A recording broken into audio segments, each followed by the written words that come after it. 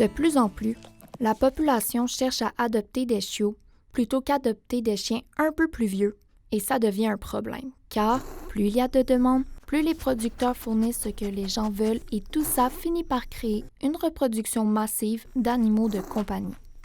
Ce marché entraîne plusieurs conséquences, car les chiens deviennent des animaux nuisibles dans la société. En effet, selon un essai réalisé par Louis-Philippe Potvin, étudiant dans la Faculté des sciences de l'Université de Sherbrooke, c'est avec plus de 700 millions d'individus, dont les 3/4 seraient errants, que les chiens sont devenus les canidés les plus nombreux sur Terre. C'est pourquoi, désormais, figurant parmi les 100 espèces invasives les plus nuisibles au monde, les chiens perturbent profondément l'équilibre écologique naturel. Heureusement, plusieurs normes sont mises en place par le ministère de l'Agriculture, Pêcherie et Alimentation du Québec. Au palier municipal, la MAPAQ va s'assurer que les chiens d'élevage ne dérangent pas le voisinage. Elle va aussi s'assurer que le nombre d'animaux gardés dans une maison ne dépasse pas la limite permise et vérifie que les éleveurs ont le permis requis pour faire de l'élevage. À l'échelon provincial, cette organisation va surveiller le bien-être et la sécurité des chiens. Par exemple, on s'assure que le chien n'est pas gardé en plein soleil, qu'il n'a pas été maltraité ou encore que l'endroit où il est gardé soit propre. Au niveau fédéral, l'organisation va surtout se servir du code criminel car elle s'assure que les intentions des éleveurs sont bonnes afin qu'ils ne commettent pas d'actes cruels. Finalement, le gouvernement fédéral a instauré des règlements sur la santé des animaux lors de leur transport. Mais comment les éleveurs perçoivent-ils la MAPAQ? Bonjour, je m'appelle Elisabeth Saint-Jacques. J'ai des caniches royales, ça fait 17 ans. Je le fais vraiment par passion. En fait, moi, je suis pour les normes de la MAPAQ. J'ai, à mon insu, eu la visite de la MAPAQ d'un voisin qui voulait me faire du tort. J'ai trouvé que leur intervention était très positive. Ils ont pris des photos des dents des chiens, des bols d'eau, des sacs de bouffe, puis ils se sont très poliment excusés avec tout le lit des chiens. Moi, j'ai tout comme la pharmacie pour les chiens et tout, là, j'aurais tout montré. Là. C'était pas une usine à chiots chez nous. Là. Mais leur intervention est essentielle pour le contrôle de la salubrité. La partie la plus difficile, là, c'est l'hygiène. C'est extrêmement difficile de bien les nourrir, de bien les laver. C'est super exigeant. Donc, moindrement quelqu'un le fait dans un cadre commercial, ils vont être en danger là, d'être mal nourris ou des problèmes d'hygiène ou tout ça, là, les vers. Je crois que le cadre de la MAPAQ est essentiel. Évidemment, les élevages comme celui-ci ne sont pas les seules options qui sont offertes à la population. En effet, plusieurs refuges comme ceux de la SPCA n'attendent que de trouver des propriétaires aimants pour leurs chiens à qui on offre ainsi une deuxième chance. Bonjour, je m'appelle Joliane, je suis technicienne en santé animale à la SPCA Laurentides-Labelle. Ça va faire un petit peu plus qu'1 an maintenant. Il y a énormément une perte de contrôle en fait là, de la population canine depuis quelques années. Il y a beaucoup de sensibilisation qui a été faite et on commence à voir quand même un impact positif. La population est rendue à un point aussi où elle s'éduque elle-même dans le sens que les gens, ça vient plus juste des entreprises, ça vient plus juste des SPCA, des vétérinaires, etc. qui vont dire qu'il faut faire attention. Il reste qu'il y a des gens qui ont de la misère en fait à voir la conséquence de juste une reproduction, une chienne pas stérilisée qui a un bébé parce que eux ça leur tentait. Puis les gens ont toujours l'impression qu'ils vont leur avoir trouvé des bonnes familles à vie qui vont être capables, en fait, d'assurer un avenir pour ces animaux-là, puis c'est pas toujours le cas. Il y a certaines personnes, en fait, qui veulent pas voir l'impact que ça peut avoir. Le premier élément que ça prend pour qu'un éleveur puisse se qualifier d'éleveur éthique, c'est qu'il doit toujours avoir un plan B pour tous les chiens qu'il va envoyer en circulation dans la population. Je reprends les chiens, je redonne le remboursement à 100%, peu importe la raison. Il y a des races qui se retrouvent à la SPCA parce que les gens n'y arrivent pas. Comme le berger australien, là, il y a plein de gens qui les ramènent parce qu'ils sont épuisés. Ils n'y arrivent pas, ils n'ont pas assez d'espace, ils n'ont pas assez de temps, ils n'ont pas su avoir un certain contrôle sur son chien.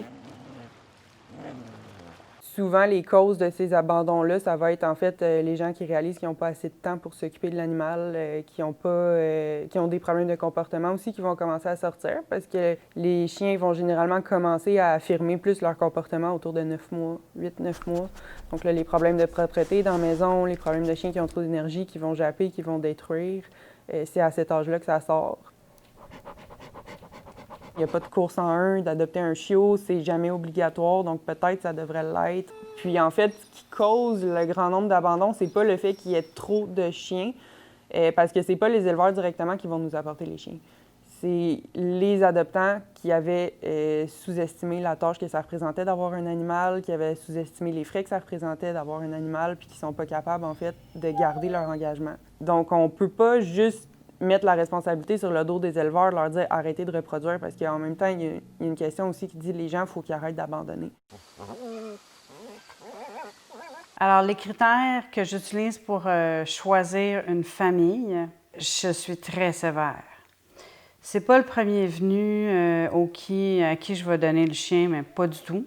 Puis je me rends compte tout de suite les gens qui n'ont aucune expérience. Puis même à ça, je leur pose des questions. Vous avez des chiens, vous habitez où? Vous avez une cour? Quel est votre horaire? Avez-vous des enfants? Écoute-le, hey. Je m'assure de bien choisir la famille, que c'est des gens qui vont l'aimer, qui ont envie, qui savent dans quoi ils s'embarquent, qui vont être capables de dresser le chien parce qu'ils vont se faire manger à la laine sur le dos par le caniche, là, l'adolescent. Là. Ça passe, là, mais il y a un moment où il faut intervenir. J'en ai refusé là, tellement là, des gens, là, je veux rien savoir de leur donner un chien. Je m'en rends compte tout de suite. Puis il y a des subtilités là, de me demander si je le vends déjà stérilisé ou des affaires comme ça. Moi, c'est contre mes croyances. Là, on fait pas ça un chiot. Là. Tu sais, même pour les humains, on traite pas les humains comme ça. Nous, on se réserve toujours le droit de refuser une adoption si on est capable de justifier pourquoi.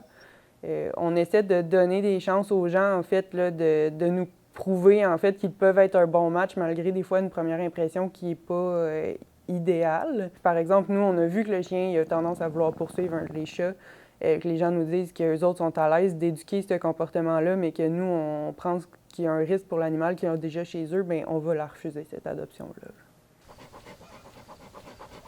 C'est sûr que nous, à la SPCA Laurentides-Labelle, on a une garantie de santé qui est limitée dans les 30 jours. Chacun de nos chiens reçoit une évaluation comportementale, donc par des spécialistes en comportement. On va évaluer son besoin d'énergie, on va évaluer son risque aussi au niveau des comportements, tolérance aux manipulations, si c'est un chien qui fait de la protection de ressources, si c'est un chien qui fait de la prédation, si c'est un chien qui peut cohabiter avec des enfants ou non. Sauf qu'on va toujours se garder un bémol de dire, nous, en refuge, on ne voit pas nécessairement les vrais comportements de l'animal. Ça peut changer une fois qu'il est adopté.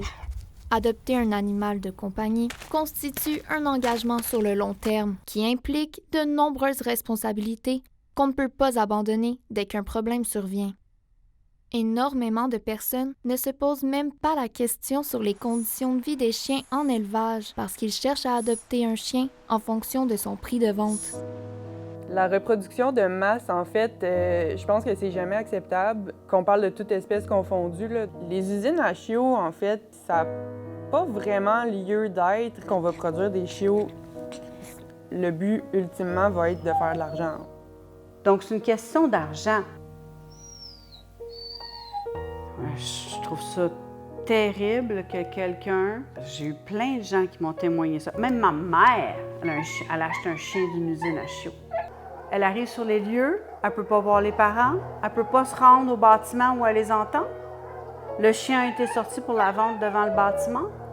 Bien, moi, je trouve que c'est les gens qui achètent les chiens dans ces places-là qui sont à pointer du doigt. Je vois des caniches royales à vendre sur Kijiji, puis c'est pas des caniches royales pantoute, là.